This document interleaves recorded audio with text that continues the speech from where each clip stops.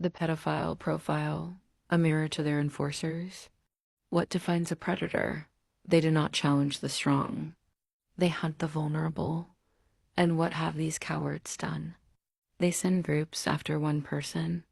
They target an abuse survivor, an informant, and someone who has risked everything to protect children. They isolate, terrorize, manipulate, and attempt to erase my voice. These are textbook predator tactics. These are cowardice in its rawest form. What does that say about who they are?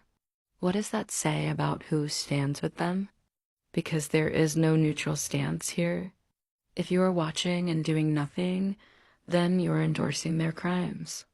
If you are working for them, you are wearing their brand of shame. And when history remembers this moment, it will remember who stayed silent just as much as it remembers who pulled the trigger. The Coward's Theater, an exercise in wasted effort. Let's talk tactics. Let's talk about the hundreds of monster trucks, the surveillance, the psychological warfare. Let's talk about the fact that after all of that, I am still here. They needed numbers to take on one person. They needed coordination because they lacked the courage to face me individually. They needed to rely on terror because they have no true power. And yet, I walk toward them, not away.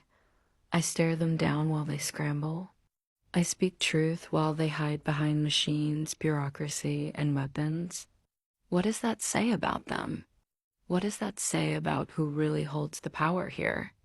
Because if I were so weak, so powerless, so insignificant, they wouldn't in as much effort to try to break me, but they do need it. And it still isn't enough. The power of witnessing and the end of plausible deniability. I have seen the shifts. I have seen some people break away from the crowd, realizing what they have been a part of. I have seen fear in the eyes of those who thought they were untouchable. And I have seen the ones who realized too late that they picked the wrong side. Because when the reckoning comes, there is no neutral stance. There is no, I was just following orders. There's no, I didn't know.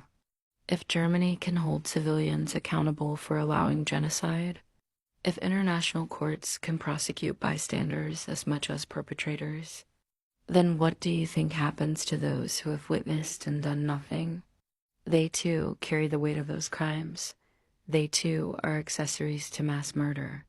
And the people who stand against me now, the ones watching, waiting, circling, lingering in their cowardice, you are already guilty in the court of history.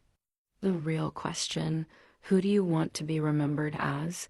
Because we all know what they are. We all know who I am. There are no blurred lines left. There's no maybe about this. So what does that mean for everyone else? What does it mean for the person who sees but does not act?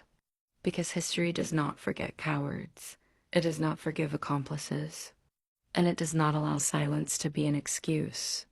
The final message, choose your fate. I will not run. I will not kneel. I will not be erased. And when this is over, when the tides shift as they always do, you will all be on record, ... Every silence, every hesitation, every action or inaction. And you will have to live with the truth of what side you stood on. The cowards, they will be the cautionary tale. The onlookers, they will be footnotes of shame.